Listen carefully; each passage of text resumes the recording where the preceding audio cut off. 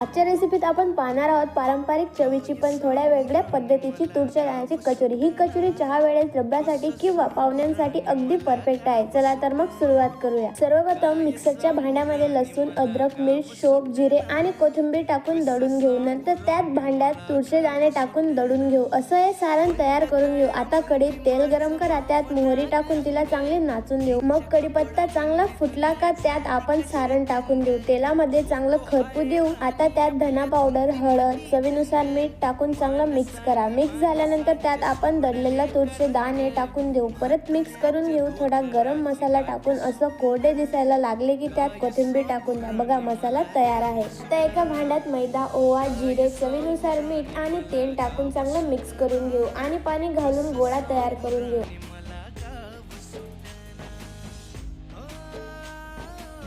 आता लहान गोळे तयार करून तुम्ही लाटून किंवा या प्रकारे करू शकता। त्यात तयार केलेला मसाला भरा आणि कचोरी नीट बंद करा।